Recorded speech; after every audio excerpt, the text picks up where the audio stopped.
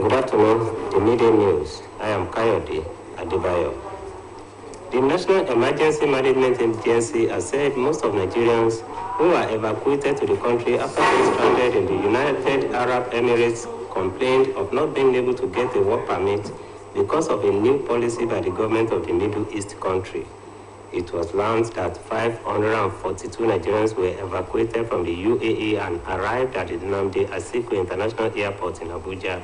According to NEMA, the evacuees who returned on board Max Air flight consisted of 79 males, 460 females, and 3 infants.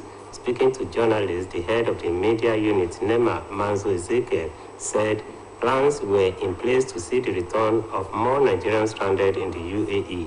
He said the federal government received communication and decided to support them back to the country. Meanwhile, a statement issued by Nigerians in Diaspora Commission revealed that the evacuees were given $100 each to facilitate their return home. The administration of President Muhammadu Buhari could spend not less than 10.976 trillion naira as subsidy on premium motor spirits, popularly called petrol, from when it came to power in 2015 till May 2023. According to data obtained from Nigerian National Petroleum Company Limited and the Nigeria Extractive Industries Transparency Initiative, already the government has spent about 6.88 trillion naira in subsidizing the commodity. NEITI stated in a report submitted last month to the House of Representatives ad hoc committee investigating the fuel subsidy regime from 2013 to 2022 that petrol was subsidized all through these years. Figures from the report show that fuel subsidy gobbed 316.7 billion naira in 2015, 99 billion naira in 2016, 141.63 billion naira in 2017, 722.3 billion naira in 2018, 578.07 billion naira in 2019, and 134 billion naira in 2020. Although the NEITI report did not state the amount spent in 2021-2022, figures obtained from NNPC indicated that the fuel subsidy jumped to 1.43 trillion naira in 2021.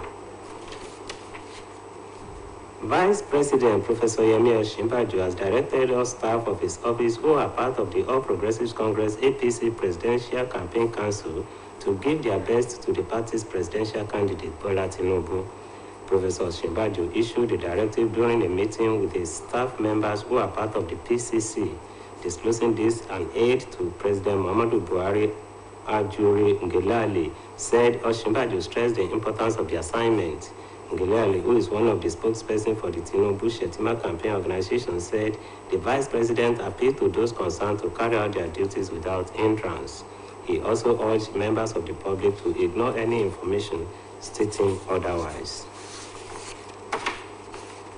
The National Agency for Food and Drugs Administration and Control has raised the alarm over the circulation of suspected counterfeit augmentin 625 mg tabs in the country. According to the alert signed by the management of NAFDAC and obtained by newsmen, the product falls short of the labeling requirements.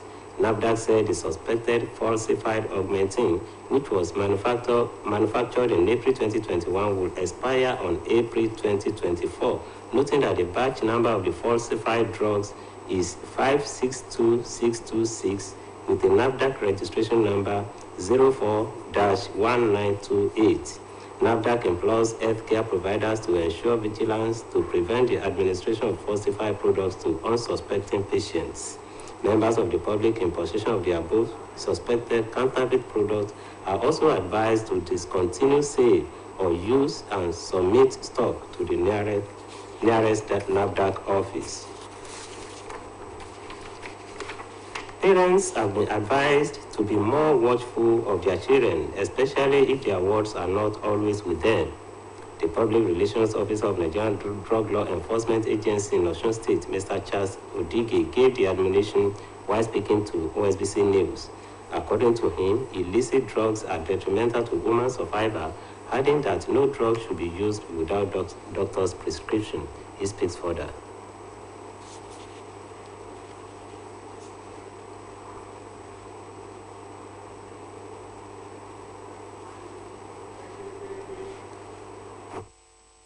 cooking what and take care of their children. The era where you leave your children with grandma, grandpa, nanny, these neighbors is over. Times are very, very difficult now because what you fail to teach them at home, they will go outside and learn it in a very bad way. The United States Embassy in Abuja has raised the alarm of an elevated risk of terror attacks in Nigeria, especially in Abuja.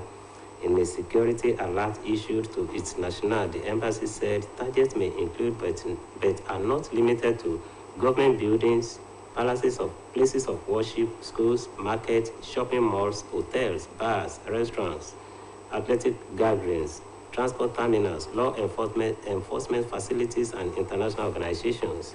The United States Embassy advised its nationals to avoid all non-essential travel or movements, stay alert, avoid crowds, review their personal security plans, and keep their cell phone charged in case of emergency, including carrying proper identification. Meanwhile, the Department of State Services has said there is no cause for alarm over the U.S. alert. In a statement by DSS spokesman Dr. Peter Funaya, the Department of State Services has received several inquiries relating to the security advisory issued by the U.S. Embassy in Abuja, while advising that necessary precautions are being taken by all and sundry. The populace is enjoined to remain alert and assist security agencies with useful information regarding threats and suspicious criminal acts around them. The service called for calm as it works with other law enforcement agencies and stakeholders to maintain peace and order and beyond, in and beyond Abuja.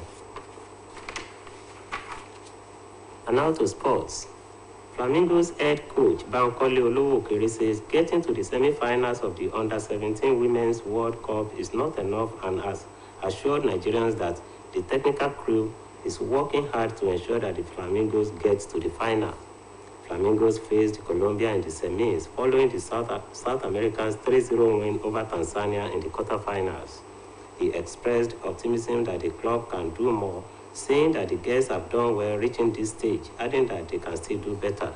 He said the technical crew is putting strategies together, stating that with the help of God, Flamingos will play in the final in line with the expectation of millions of Nigerians. Flamingos captain Alvin Dazosu and Omamoso Edafe, who converted the penalty that fired the Flamingos to the last four, have also assured Nigerians that the club will go all out against Colombia in their semi-final clash. Now to the foreign scene.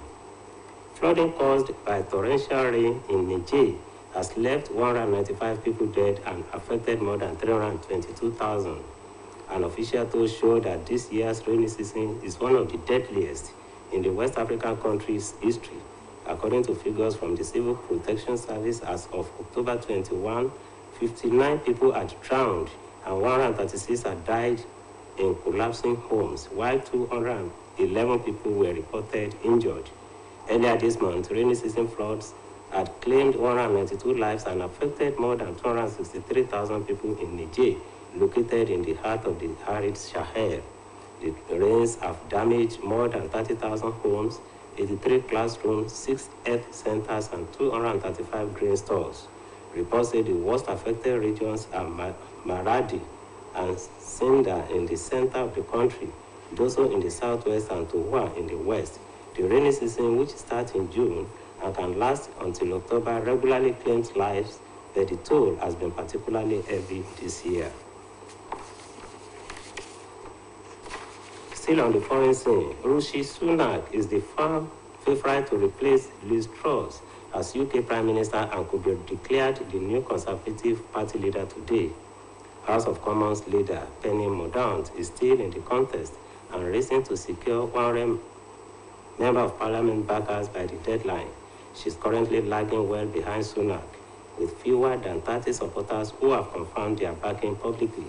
Reports say that the key backers of Boris Johnson, who dropped out of the contest, are calling for the party to get behind the former Chancellor. They include ex-Home Secretary Priti Patel and Foreign Secretary James Cleverly. Johnson claimed he had reached the support needed to stand, but said it would not be the right thing to do. He is since being praised by both Sunak and Mordaunt, with Labour reiterating their call for a general election as half the Scottish nation. And that ends the midday news on OSBC TV. Please join us at 3 for the state news. The bulletin was edited by Olubomi Ajiboye Agbola. Thank you for watching. Good afternoon.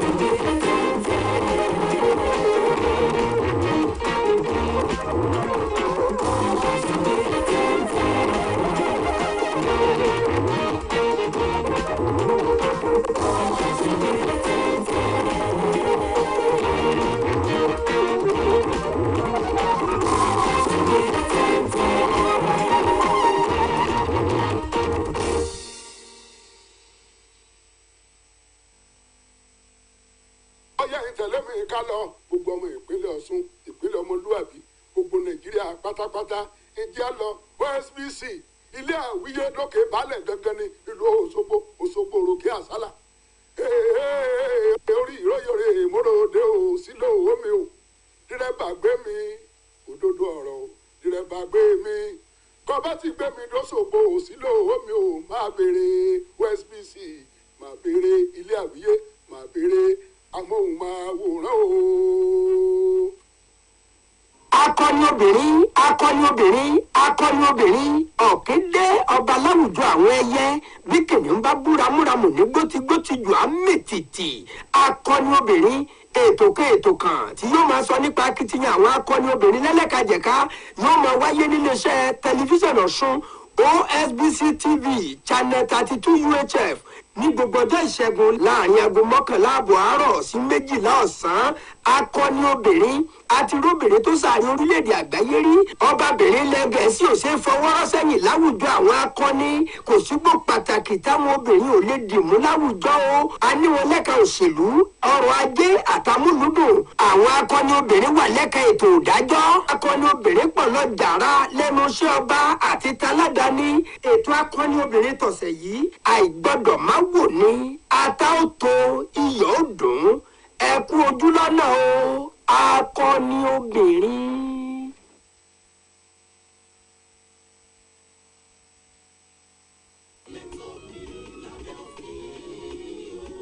Kò dára ká máa fìyà jẹni o láì bófin mu. Ilẹ̀ tọ́ mi, ilẹ̀ tọ́ mi. Ẹ̀tọ́ rẹ lábẹ́ òfin, ẹ̀tọ́ rẹ lábẹ́ òfin. Ẹ̀tọ́ rẹ lábẹ́ òfin lètò tí yóò máa sọ ẹ̀tọ́ tí kò wá ní gẹ́gẹ́ bí ọmọ Nàìjíríà rere lábẹ́ òfin ilẹ̀ yìí.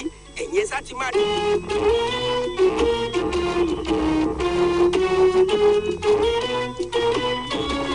Ilẹ̀ tó mi.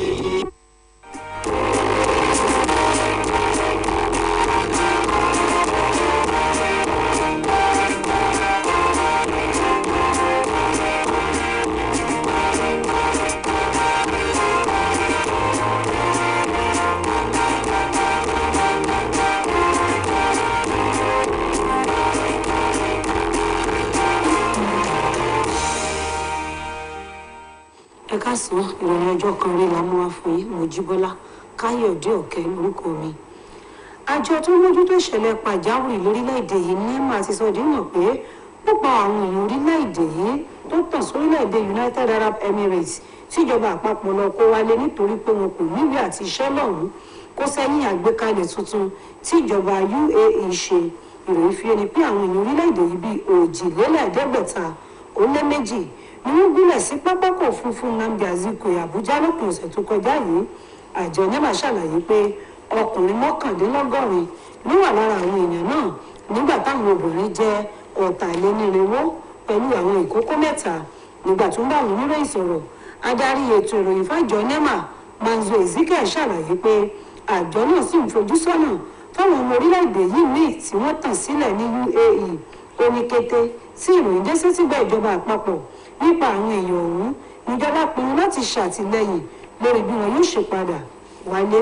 Ẹ̀wẹ̀, àtẹ̀jáde kan tájọ tó mójútó ọ̀rọ̀ àwọn ọmọ orílẹ̀-èdè tó wà lókè òkun fi síta tọ́ka sí pé $100 níjọba fún ọ̀kọ̀ọ̀kan àwọn èèyàn ọ̀hún láti darí wálé. Ó ṣeé ṣe kí ìjọba ààrẹ Muhammadu Buhari ná owó tó dín díẹ̀ ní tírílíọ̀nù 11 náírà gẹ́gẹ́ bí owó ìrànwọ́ orí epo láàrin ọdún 2015 sí oṣù karùn-ún ọdún tó ń bọ̀. Àkọsílẹ̀ kan tájọ NNPC fi síta fi hàn pé ìjọba ti ní owó tó dín díẹ̀ ní tírílíọ̀nù 7 náírà. Èyí wà nínú àbọ̀ tájọ náà fi ṣọwọ́ sí ìgbìmọ̀ sáré bájà tí ilé ìgbìmọ̀ aṣojú-ṣòfin ilẹ̀ yìí gbé kalẹ̀ láti tannáwádìí iye tí ìjọba ti ná sórí owó ìrànwọ́ orí epo láàrin ọdún 2013 sí 2022. Àkọsílẹ̀ náà ṣàfihàn iye tí ìjọba ná lọ́dún 2015, 2016, 2017, 2018, 2019 títí di ọdún 2020. Bí ó tilẹ̀ jẹ́ pé àjọ tó ń tọpinpin àkóyawó àwọn iléeṣẹ́ kò sọ iye tí ìjọba ní lọ́dún 2021 àti 2022. Síbi àkọsílẹ̀ àjọ NNPC fi hàn pé òótọ́ dídí ẹ̀ ní tírílíọ̀nù 1.5 náírà níjọba ná sórí owó ìrànwọ́ orí epo lọ́dún 2021. Igbákejì ààrẹ ilẹ̀ yìí ọ̀jọ̀gbọ́n Yẹmí Ọ̀sínbàjò ti pàṣẹ fún gbogbo àwọn òṣìṣẹ́ rẹ̀ tí wọ́n jẹ́ ọmọ ìgbìmọ̀ ìpolongo ìbò ààrẹ ẹgbẹ́ òṣèlú APC pé kí wọ́n sa gbogbo ipá tó bá wà níkàáwọ́ wọn láti ṣàtìlẹ́yìn tó yẹ fún olùdíje fúnpò ààrẹ ẹgbẹ́ náà Aṣíwájú Bọ́lá Tinubu. Ọ̀jọ̀gbọ́n Ọ̀sínbàjò pàṣẹ yìí lásìkò tó bá àwọn òṣìṣẹ́ rẹ̀ tó jẹ́ ọmọ ìgbìmọ̀ ìpolongo ìbò náà ṣèpàdé. Ọ̀kan lára àwọn olùrànlọ́wọ́ fún ààrẹ Buhari Ajuri Ngelale tó sọ eléyìí di mímọ̀ ní ọ̀jọ̀gbọ́n Ọ̀sínbàjò tẹnumọ́ pàtàkì iṣẹ́ tẹ́gbẹ́ gbélé àwọn èèyàn náà lọ́wọ́. Ngelale tó jẹ́ ọ̀kan lára agbẹnusọ fúnkọ̀ ìpolongo ìbò Tinubu Shettima ṣàlàyé pé igbákejì ààrẹ rọ àwọn tọ́rọ̀ kọ́ ọ̀hún láti ṣojúṣe wọn láìsí ìdíwọ́. Àjọ NAFDAC ti ké gbàjarè nípa ayédèrú òògùn oníkóró augmentin tó wà yíká orílẹ̀-èdè yìí. Àtẹ̀jáde kan tí ìgbìmọ̀ alámòjútó àjọ ọ̀hún fi síta tọ́ka sí pé èròjà òògùn oníkóró augmentin 625 mg ọ̀hún kò pé rárá. Àjọ náà ní oṣù kẹrin ọdún 2021 lọ́jọ́ tó hàn lára òògùn náà pé wọ́n pèsè rẹ̀ nígbà tí ìgbà yóò lọ lórí rẹ̀ lóṣù kẹrin ọdún 2024. Àjọ NAFDAC wá rọ àwọn elétò ìlera láti pinwọ́ lílo ayédèrú òògùn ọ̀hún. Bákan náà làjọ náà rọ àwọn aráàlú tó bá ní òògùn náà lọ́wọ́ pé kí wọ́n já mi lórí ríro rẹ̀, tó sì rọ àwọn alágbàtà tó bá ní òògùn náà lórí igbá pé kí wọ́n fi ṣọwọ́ sí ọ́fíìsì àjọ NAFDAC tó bá wà nítòsí wọn. Ó ṣe pàtàkì fún àwọn òbí láti máa mójútó àwọn ọmọ wọn dáadáa kí wọ́n sì máa tọpinpin àwọn ọmọ tí kì bá wà pẹ̀lú wọn ní gbogbo ìgbà. Alukoro àjọ tó ń gbógun sí lílò àti ṣíṣe fàyàwọ́ oògùn olóró NDLEA nípínlẹ̀ Ọ̀ṣun Ọ̀gbẹ́ni Charles Odige ló bá mọ̀ràn yí kalẹ̀ lásìkò ìfọ̀rọ̀wérọ̀ rẹ̀ pẹ̀lú ìkọ̀ròyìn iléeṣẹ́ yìí.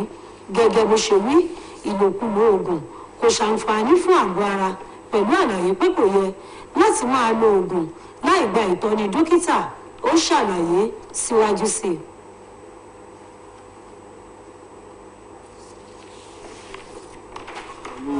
Ó máa ta nǹkan tó bá ti kọ́ wọn nílé wọ́n máa lọ kọ́ wọn níta, àyìn ìwé tó máa ṣe kọ́ wọn níta àwọn gan ní láìpẹ́.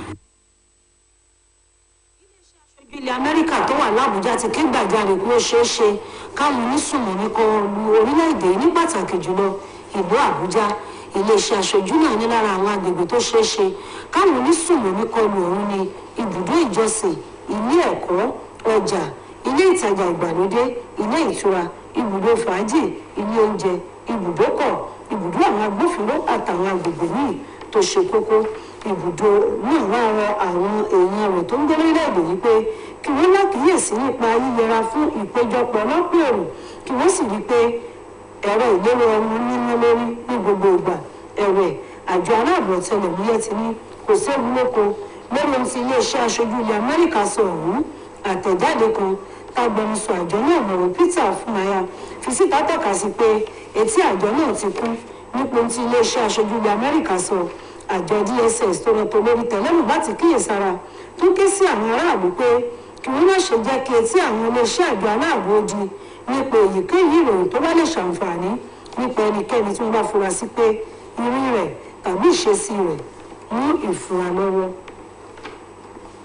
Lábala eré ìdárayá olùkọ́ fún ikọ̀ Flamingos Bánkọ́lé olówó òkèrè ti sọ dímọ̀ pé akitiyan ikọ̀ náà láti dé ìpele tó kángun sí àṣekágbá níbi ìdíje ife ẹ̀yẹ àgbáyé àpò obìnrin tọ́jú orí wọn kò tíì tó ọdún mẹ́tàdínlógún kò tíì tó pẹ̀lú ìdánilójú pé ikọ̀ ń ṣiṣẹ́ takuntakun láti rí i pé ikọ̀ Flamingos kò gbójá sí àṣekágbá ìdíje náà. Ó sọ pẹ̀lú ìdánilójú pé ikọ̀ náà yóò ṣe dáadáa pẹ̀lú àfikún pé àwọn obìnrin náà gbìyànjú láti dé ìpele ọ̀hún àti pé wọn yóò tún ṣe dáadáa sí i ju tàtẹ̀yìnwá lọ. Olówó òkèrè ní ikọ̀ akọ́nimọ̀ọ́gbá fún Flamingos ti sa gbogbo ipá láti ṣàwọn ohun tó yẹ nígbà tó ní pẹ̀lú ìrànlọ́wọ́ Ọlọ́run ikọ̀ Flamingos yóò kógojá sí àṣekágbá ìdíje ọ̀hún níbàámu pẹ̀lú ìrètí àwọn èèyàn orílẹ̀-èdè yìí. Balógun fún ikọ̀ náà Avida Sozu àti ọmọnùsù ẹ̀dá fẹ̀tìmọ́dé àwọn èèyàn orílẹ̀-èdè yìí lójú pé ikọ̀ Flamingos yóò fẹ̀yìn Colombia bẹ́lẹ̀ labala tó kọ̀gùn sí àṣekágbá tí wọn yóò ti pàdé. Nílẹ̀ òkèèrè ó kéré tán ìgbàdún náà ní ìyẹn ló ti pàṣẹ lọ àlùyé omíyalégèrè ọ̀run ní Niger Republic nígbà tí ẹgbẹ̀rún lọ́nà okòólélọ́ọ̀ọ́dúnrún àti méjì èèyàn fara gbá. Ìròyìn fi yé ni pé àrọ̀rọ̀dún òjò tọdún yìí ló fẹ́ burú jùlọ ní Niger Republic.